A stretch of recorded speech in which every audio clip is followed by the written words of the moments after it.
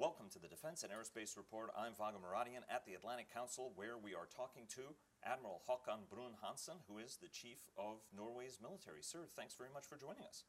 Thank you very much. It's a great pleasure to be here again. Absolutely. It was almost exactly 18 months ago that we met in Oslo. Norway obviously has just issued a new defense plan this summer that includes $20 billion in additional spending over the next 20 years, which is a very, very large expenditure for even a wealthy smaller country. How has Norway's strategic situation changed that necessitates this new plan? Well, geostrategically wise, we are still next door neighbor to Russia. A relationship that will always be asymmetric. Norway as a small country with a small population versus Russia, which is 30 times larger and a population about 30 times what we have. But it's the change which has occurred since the Russian annexation of Crimea and support to the rebels in Ukraine. We've seen Russia violating international law. They are rebuilding their military capability. They have shown us and the Western world that they're willing to use military force to achieve their political goals.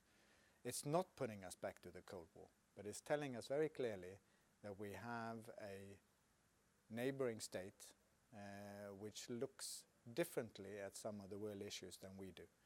And we need to be aware, not naive, but we need to have a military capability that is capable of clearly indicating what our interests are and that we are capable of protecting them.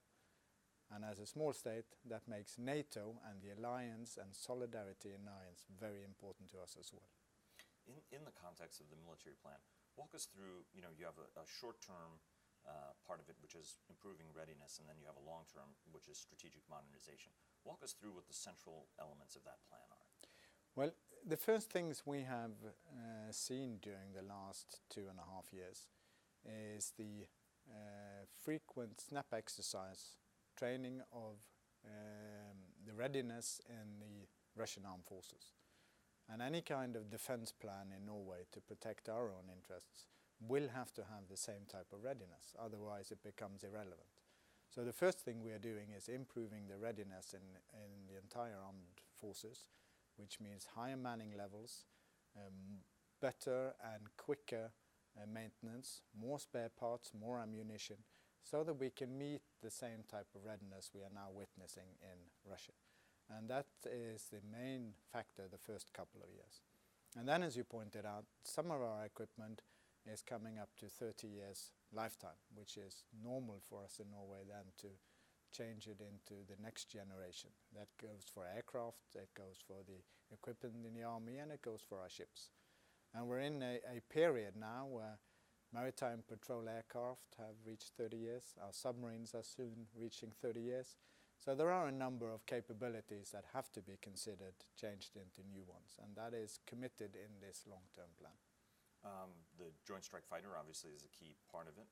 You need new anti-submarine patrol aircraft to replace the P-3 aircraft, but you've also been putting a big emphasis on intelligence. Why is that intelligence component that's increased already 30% in terms of budget so important? Well, we believe it's necessary to have a good picture of what our neighbors are doing on a day-to-day basis. We do it in the high north, in the maritime domain and in the air domain, so that we understand what they're doing. We are capable of identifying what is normal, that is necessary to be able to quickly identify what is abnormal. Indicators and warning and a good picture of what is going on, situational awareness, is very important to us, and it's something we share with NATO. So we believe that this is something we're doing on behalf of the solidarity of the 28 NATO nations. That's why we're putting a lot of resources into it. When the situation has changed in our vicinity, we need to make sure that our intel capabilities change accordingly. Russia has been investing very heavily in its armed forces, and it's continued to invest heavily in its armed forces. It was called Plan 2020. Now it's been delayed a couple of years, in part because sanctions, low oil prices are taking a very big toll on the Russian treasury.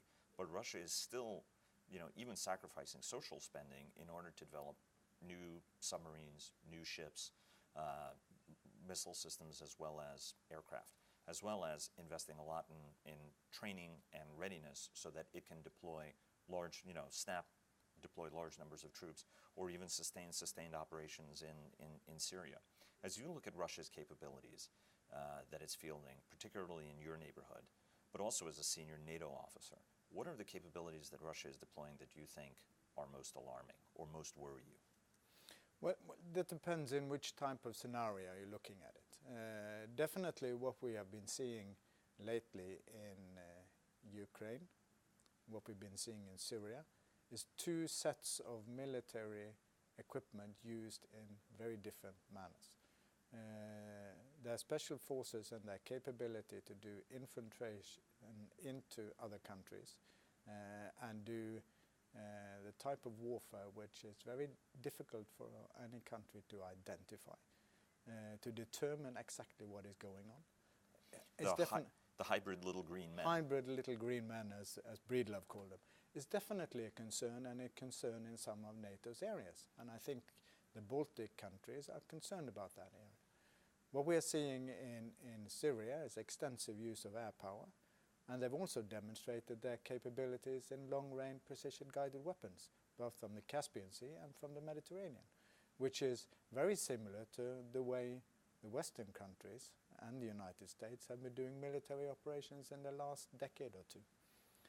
But one of the concerns in Norway, particularly, is what we're seeing on the submarine side. Very quiet submarines that are difficult to detect and track, but also submarines that now have long-range precision-guided weapons on board them.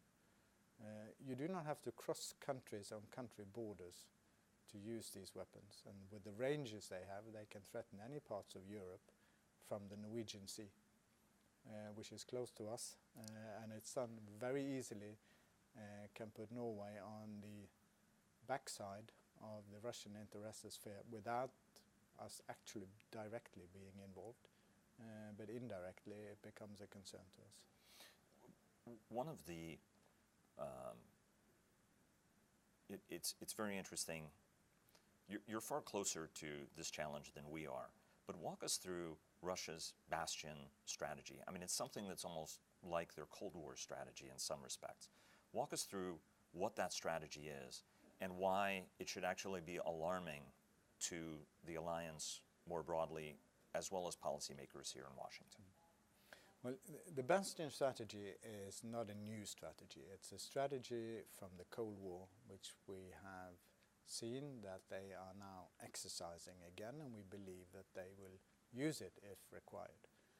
The Bastion itself is the protection of the second nuclear strike capability.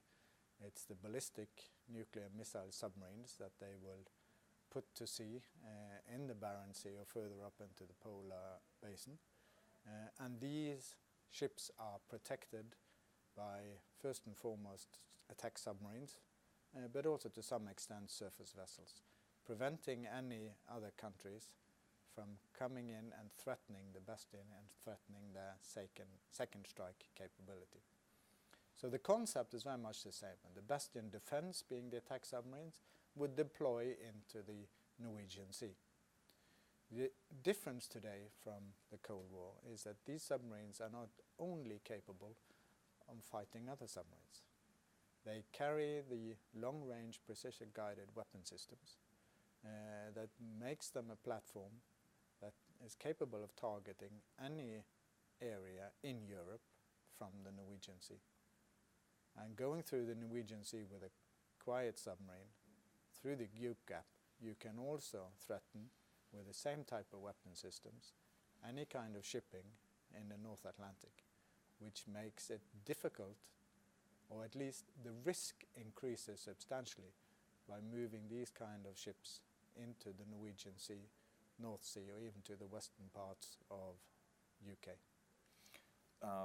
That anti-access area denial strategy is obviously something Russia has been refining for a long time in order to be able to project bubbles of influence from which it can act, sort of push everybody else back while being able to execute what it wants to do.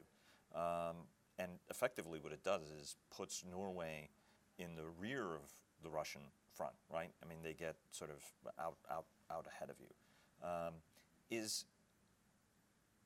And one thing that Russia respects is firepower and range as a general rule. Everything is a zero-sum game. There's no sort of win-win scenario. It's us winning, and as long as Russia feels like it has the firepower and the range to keep its opponents away from whatever it wants to achieve, deterrence doesn't really work. Are you convinced at this point that alliance members individually, but the alliance collectively, understands this threat and is delivering and fielding the kind of capabilities that are actually going to deter Russia? No, my personal opinion is that we do not thoroughly understand this threat as an alliance yet. We are discussing it. Norway is using the opportunities to put this forward into NATO to make sure that our perception of the threat is seen and understood, and that we have the discussion how serious this threat is and how it should affect NATO's plans and policies. But definitely, yes, it's a large concern to Norway, because as you pointed out, if you make the bubbles to keep the enemy on the outside, we're on the wrong side of the bubbles.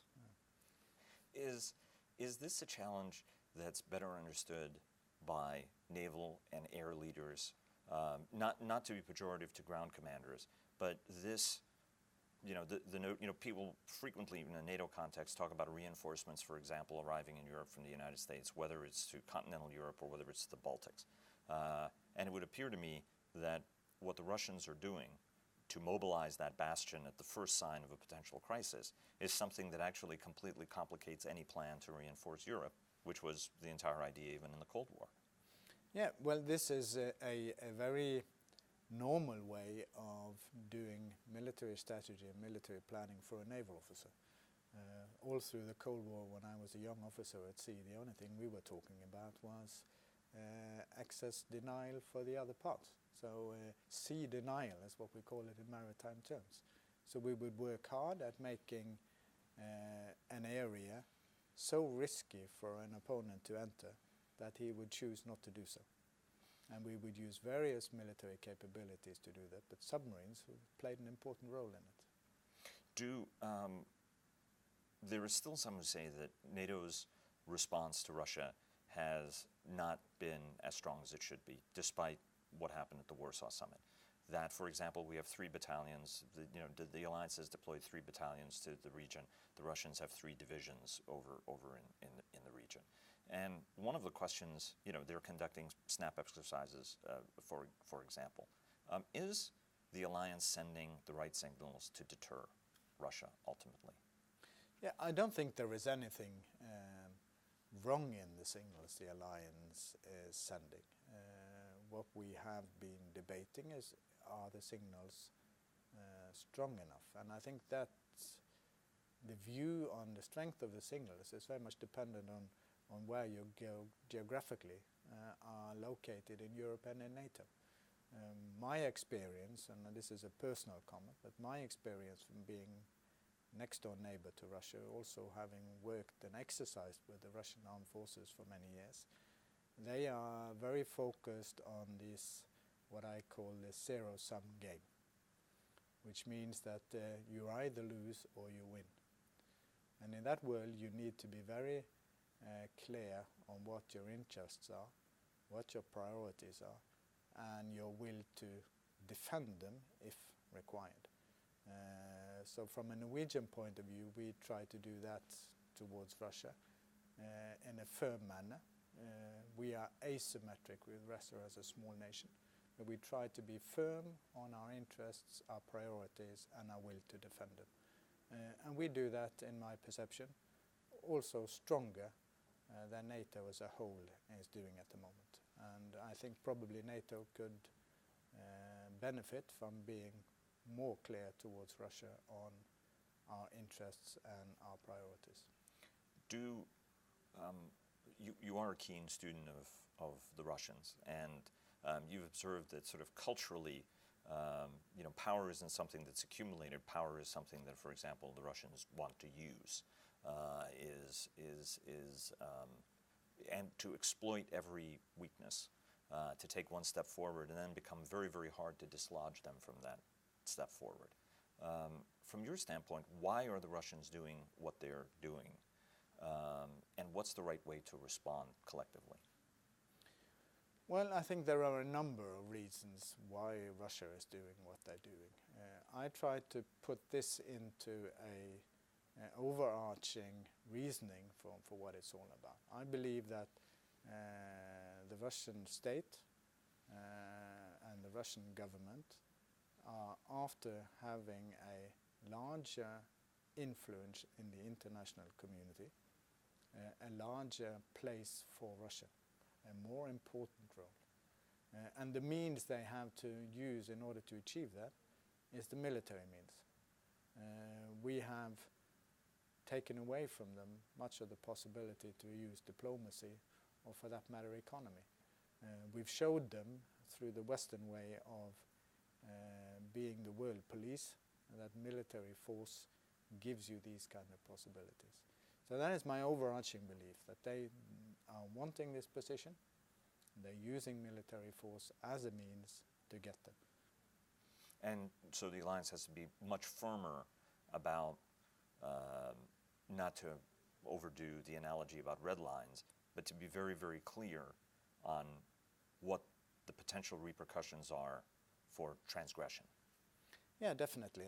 And in the theory of zero-sum games, if that is the one we are playing, it's very important to show that the alliance is the strongest military partner and has the capability of defeating anybody who threatens them, and to be very clear about that.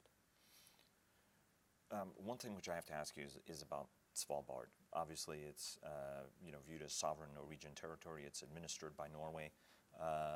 But in a recent video, the Russians sort of put this video together where there were, I'm sure you've seen the video, where there are the arrows that go to assert Russian influence in key strategic areas. One was Novaya Zemlya, which everybody understands. The second one was Franz Josef Land, which everybody understands. But Svalbard was a little bit of a surprise to see on that video. And there are differences of opinion whether or not that Russia would act against Svalbard. What's your view? Do you view any change in the neighborhood that suggests that the Russians will be opportunistic when it comes to Norway and Norwegian territory? No, I don't see those changes at present, and I hope I don't see them in the future either. I think it's very important, and to Norway, this is important, to make sure that Svalbard is a part of Norway. Norway is a part of NATO. NATO's Article 5 and the solidarity that lies in the NATO treaty is very important to a small country like Norway. We must not and should not raise any kind of concern or doubt whether Article 5 and the NATO commitment applies. So as long as we consider that Svalbard is a part of that guarantee from NATO, I am not too overtly concerned about how the Russians are drawing arrows towards Svalbard. I think the cost of doing anything against a NATO country is at the moment far too high. Defense Secretary Carter visited NATO, where he met with Ina Eriksen Søreide, and you're in Washington, and you met with your counterpart, General Joe Dunford. What are the cooperative priorities that the United States and Norway want to achieve together?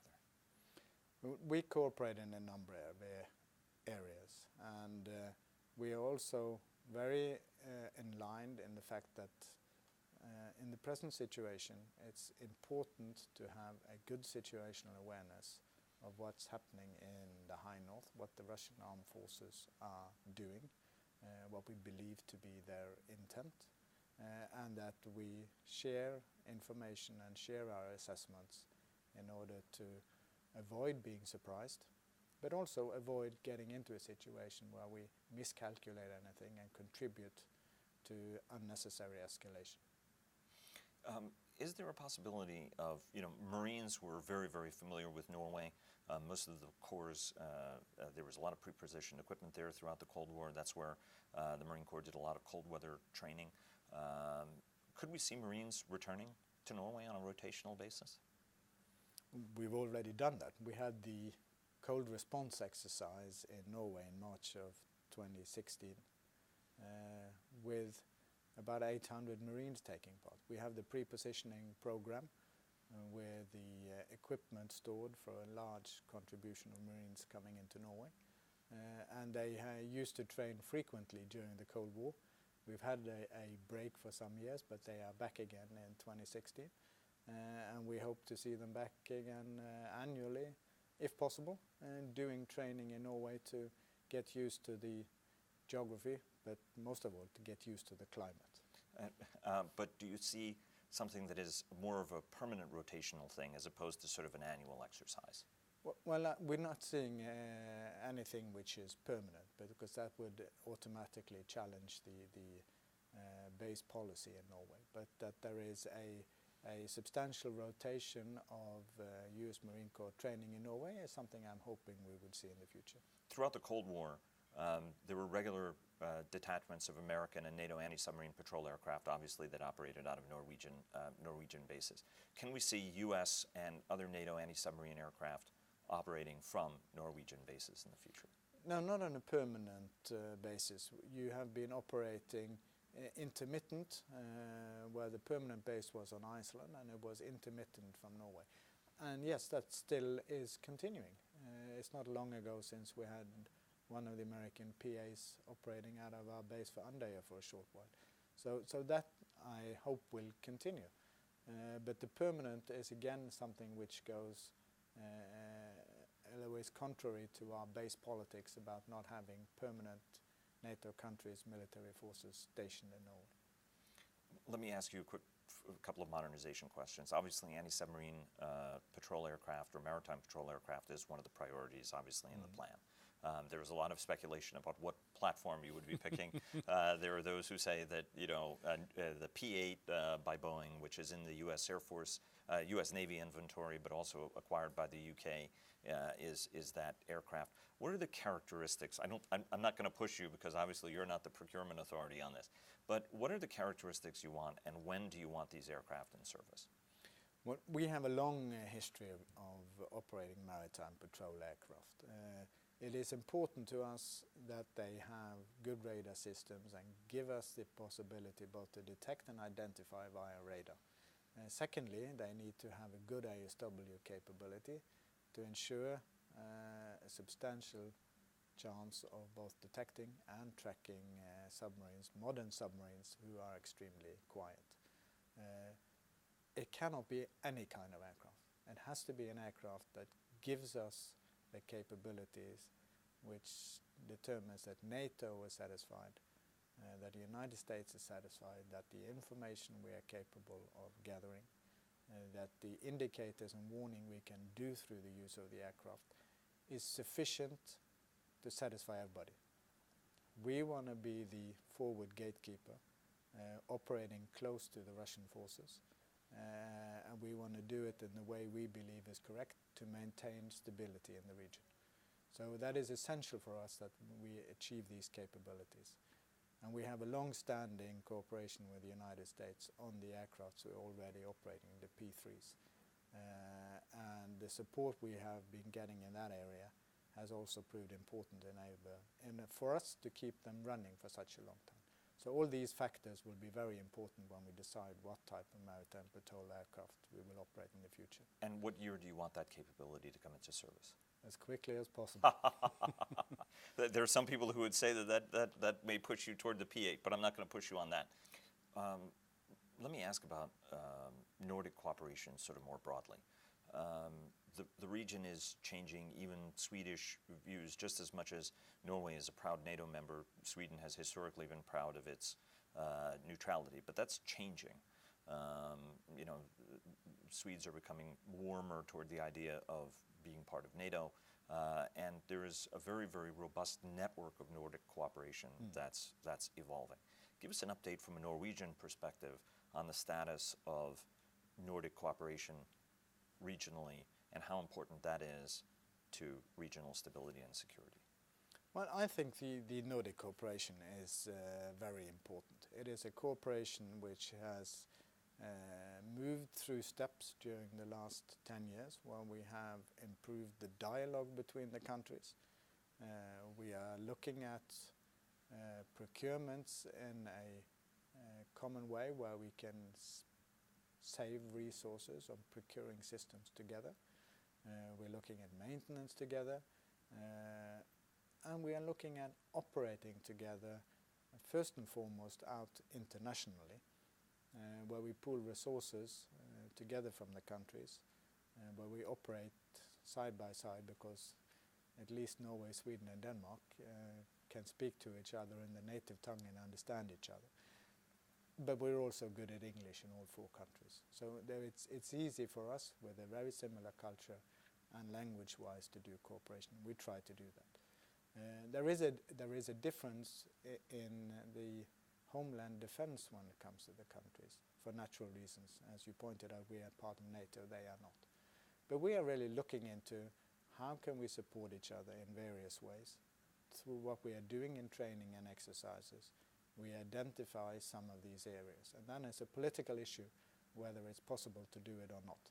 But military-wise, cooperation is becoming better and better. The possibilities are increasing, and it's a question of how far we are willing to go. Joint Strike Fighter obviously has been a priority. 52 aircraft is in the plan. That's a large buy for a smaller country. How important is this jet, whether it's from an intelligence gathering perspective or from a strike perspective, to Norway's strategic defense plans? Well, it is very important. That's why we are willing to use so much money to acquire 52 aircraft. This is the 5th generation aircraft. They provide us with tremendous new capabilities, both in the air defense and in the air strike capability. But as you pointed out, they're also a very good platform for intelligence gathering. And with some of their capabilities, we can utilize and operate in a hostile electromagnetic environment, which we couldn't do with the F-16s. And the way modern warfare is going and the capabilities we are seeing being developed around in the world now, and what we believe is possible within the next 20 to 30 years, those are capabilities that we believe are going to be very important to us. So as a small country, being able to respond quickly to any kind of threat in any kind of environment, the F-35 provides us with a very capable platform that can take care of our security issues on short notice. And you want Parliament to approve as many of those jets as possible? We have been looking at these numbers again and again, and the defense plans we have for Norway, our contribution into NATO, the sum of those two have convinced us every time that we need at least 52 aircraft. That's why we are sticking to the numbers and are committed to it. One question about training. Obviously improving readiness is key given the snap nature of some of the Russian exercises. One of the things that's also an issue is the electromagnetic dominance the Russians have displayed in Ukraine and elsewhere. And it raises the very real possibility that everybody is not going to be able to chatter and talk to each other quite as fluidly as everybody's become used to. You know, during the Cold War, you had your orders, you went out, you executed them, and you practiced that you wouldn't be able to communicate. In fact, you wouldn't communicate because you didn't want to give your position away oftentimes. What sort of, you know, where are you from a Norwegian perspective in getting that cultural change to operate without these extensive communications links? You know, how do you grade Norway's progress both on, you know, Norway's readiness, but also readiness to act without connectivity? But then how do you grade NATO's ability? You know, does the alliance as a whole recognize this as a problem that it's actually addressing? Yes, a lot of things have changed since the Cold War, when we were very active on strict MCON policies to try to avoid any kind of electromagnetic emission. And Norway, as one of the countries in the world who use the most computers, definitely this has become a challenge to us. We have seen, we have capabilities ourselves, we know other countries have capabilities, that the electromagnetic field can be disturbed, the internet can be manipulated, shut off for that matter. And so goes with other systems which are dependent on data or the transmission of data. We are vulnerable in this area. Cyber is a vulnerable area for us all. But the knowledge and the understanding how vulnerable we are is different. And I think it's different in a number of countries and also different in various communities within a country.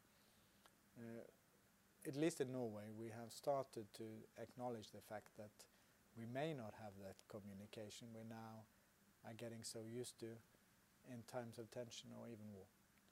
So we are practicing our soldiers and our systems to operate with less communication capabilities than what we normally have on a day-to-day basis.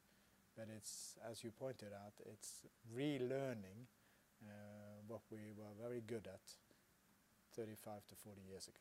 Take everybody's iPhones away from them. One last question. The United States has been very focused on the anti-access area denial challenge. The third offset strategy, Strategic Capabilities Office, the Innovation Initiative are all efforts that the United States has underway to expand the shrinking military lead that it has over Russia and China as a key conventional deterrent capability. Are you concerned, but whenever the United States ever puts its mind on something like this, it tends to move very, very quickly. As a senior NATO officer, or the senior officer from a NATO country, are you concerned that the United States will inadvertently create a significant capabilities gap between itself and its allies as it moves very, very rapidly to develop capabilities to keep itself in the lead? Yes, this is something that I think a number of NATO countries are concerned about. Norway is in a lucky position where we, economy-wise, have been able to acquire some of the modern fifth-generation military equipment similar or identical to what you do in the United States. So our concern is smaller. But I think there are a number of NATO countries who do not have the financial power to do this. And you're creating, in that sense, a distance between the countries that are moving into fifth generation of military technology and equipment and the ones who are not. Sir, thanks very, very much. Bon voyage, and hopefully we'll run into you in Oslo next time. Thank you very much, and I hope to do that.